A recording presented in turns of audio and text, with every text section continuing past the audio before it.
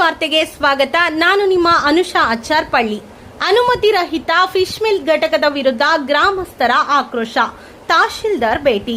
ಪಡುಬಿದ್ರೆಯಿಂದ ಸ್ಥಳಾಂತರಗೊಂಡು ಪಳ್ಳಿ ಗ್ರಾಮದಲ್ಲಿ ತಲೆ ಎತ್ತುತ್ತಿರುವ ವಿವಾದಿತ ಫಿಶ್ ಮಿಲ್ ಘಟಕದ ಕಾಮಗಾರಿಗೆ ಸ್ಥಳೀಯರು ತೀವ್ರ ವಿರೋಧ ವ್ಯಕ್ತಪಡಿಸಿದ್ದಾರೆ. ಯಾವುದೇ ಅಧಿಕೃತ ಪರವಾನಗಿ ಇಲ್ಲದೆ ನಡೆಯುತ್ತಿರುವ ಈ ಯೋಜನೆಯನ್ನ ಕೈಬಿಡುವಂತೆ ಆಗ್ರಹಿಸಿ ಫೆಬ್ರವರಿ 23ರ ಸೋಮವಾರದಂದು ಪಳ್ಳಿ ಗ್ರಾಮ ಪಂಚಾಯತ್ ಕಚೇರಿಯ ಮುಂಭಾಗ ಬೃಹತ್ ಪ್ರತಿಭಟನೆ ನಡೆಸಲಾಯಿತು. ಕಾರ್ಕಳ ತಾಲೂಕಿನ ಪಳ್ಳಿ ಗ್ರಾಮ ಪಂಚಾಯತ್ ವ್ಯಾಪ್ತಿಯ ಕೊಡಿಮಲೆ ಎಂಬಲ್ಲಿನ ಸರ್ವೆ ನಂಬರ್ 229/1ರ ಸುಮಾರು 3.60 ಎಕರೆ ಜಾಗದಲ್ಲಿ ಈ ಫಿಶ್ ಮಿಲ್ ಘಟಕದ ನಿರ್ಮಾಣ ಕಾರ್ಯ ನಡೆಯುತ್ತೆ. ಆದರೆ ಈ ಪ್ರದೇಶವು ಕೃಷಿ ಭೂಮಿಯಾಗಿದ್ದು ಇಲ್ಲಿ ಕೈಗಾರಿಕಾ ಘಟಕ ಸ್ಥಾಪಿಸಲು ಯಾವುದೇ ಭೂ ಪರಿವರ್ತನೆ ಮಾಡಲಾಗಿಲ್ಲ ಎಂದು ಗ್ರಾಮಸ್ಥರು ದೂರಿದ್ದಾರೆ.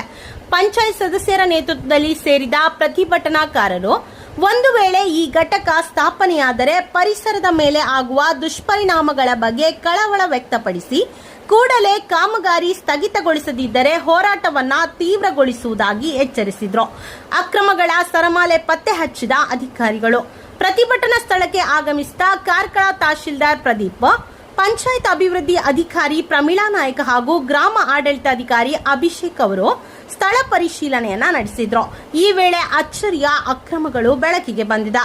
ಗ್ರಾಮ ಪಂಚಾಯತ್ನಿಂದ ಯಾವುದೇ ಕಟ್ಟಡ ನಿರ್ಮಾಣ ಪರವಾನಗಿ ಅಥವಾ ಈ ಖಾತಾ ಪಡೆಯದೆ ಅಕ್ರಮವಾಗಿ ಕಾಮಗಾರಿ ಮುಂದುವರಿಸಲಾಗಿತ್ತು.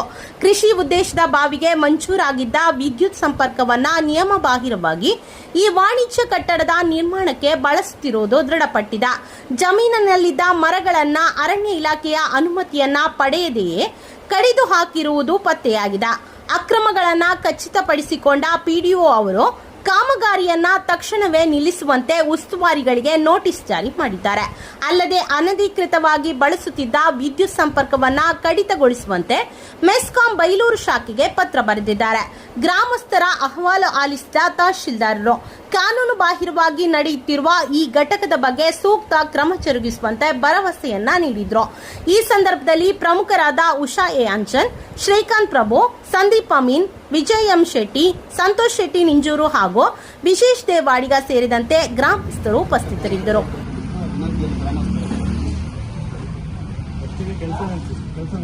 ಯಾಕಂದ್ರೆ ಮೊನ್ನೆ ಪಿಡಿಯವರು ಹೋಗಿದ್ದಾರೆ, ವಿ ಅವರು ಹೋಗಿದ್ದಾರೆ, ಹೋದ್ಮೇಲೂ ಅವ್ರ ಕೆಲಸ ನಿರಂತರವಾಗಿ ಮಾಡ್ತಾನೆ ಇದ್ದಾರೆ.